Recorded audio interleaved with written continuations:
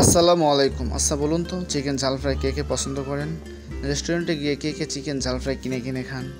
তাদের মতো হতভাগাদের জন্য আজকের আমার এই রেসিপি। বাসায় একবার এইভাবে বানিয়ে খায় দেখুন, রেস্টুরেন্টে গিয়ে আর চিকেন ঝাল ফ্রাই খেতে হবে না। আর রেসিপিটা বানিয়ে বাসায় যখন খেয়ে দেখবেন যে না, রেস্টুরেন্ট থেকেও ভালো স্বাদ হয়েছে, তখন অবশ্যই আমার এই চ্যানেলটা লাইক, কমেন্ট, শেয়ার করে পাশে থাকবেন।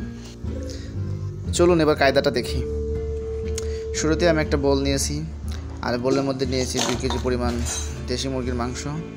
এবার এটাকে ম্যারিনেট করার জন্য প্রথমে দিয়ে দেবো 2 টেবিল চামচ আদা রসুন বাটা, 1 টেবিল চামচ পরিমাণ মরিচের গুঁড়া, দিয়ে দেবো হাফ চা চামচ হলুদের গুঁড়া, দিয়ে দেবো সামান্য পরিমাণ ধনিয়ার গুঁড়া, স্বাদ মতো দিয়ে দেবো নুন। এবার ম্যারিনেট করার জন্য দিয়ে দেবো 2 টেবিল চামচ পরিমাণ সরিষার তেল। রেস্টুরেন্টে মূলত সরিষার তেল দিয়ে ম্যারিনেট করে। এবার এটাকে ভালোভাবে মিশিয়ে 2 ঘন্টার জন্য রেখে দিন। তাহলে এবার চলুন আসল খেলাটা খেলে ফেলি। শুরুতেই নিয়ে নেব 1 টেবিল চামচ পেঁয়াজ বাটা, দিয়ে দেবো 2 টেবিল চামচ পরিমাণ আদা বাটা, দিয়ে দেবো 2 টেবিল চামচ পরিমাণ রসুন বাটা,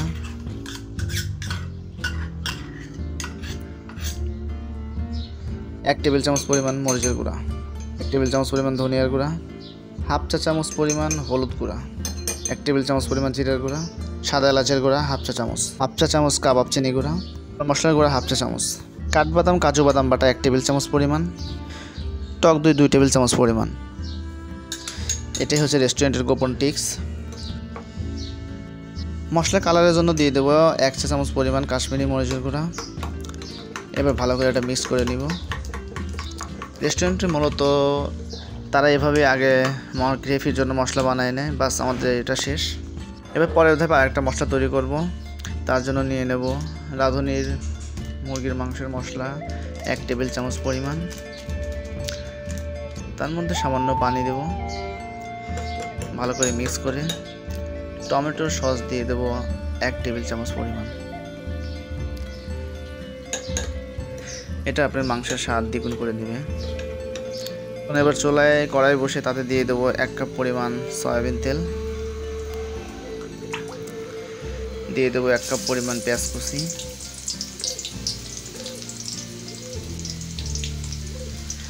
যতক্ষণ না পর্যন্ত পেঁয়াজটা বাদামি কালার হবে ঠিক ততক্ষণ পরিমাণ আমরা পেঁয়াজটাকে ভাজবো।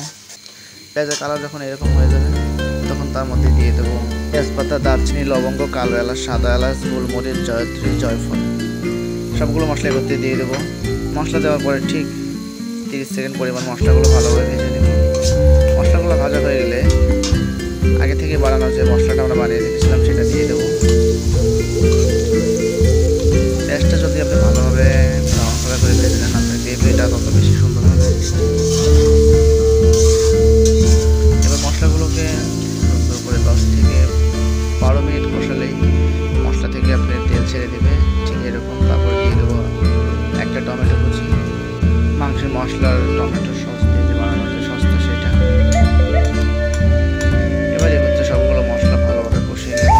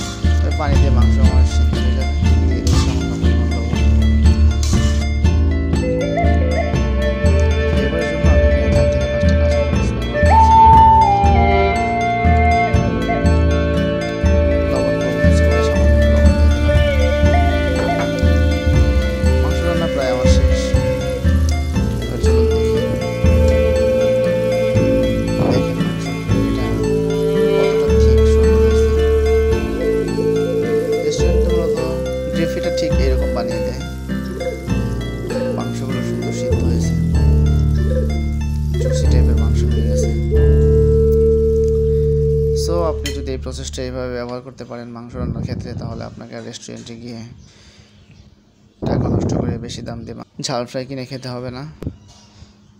আশা করি বাসায় ট্রাই করে দেখবেন রেসিপিটা কেমন হয়েছে। রেসিপিটা যদি ভালো লাগে অবশ্যই লাইক, কমেন্ট, শেয়ার করে পাশে থাকবেন।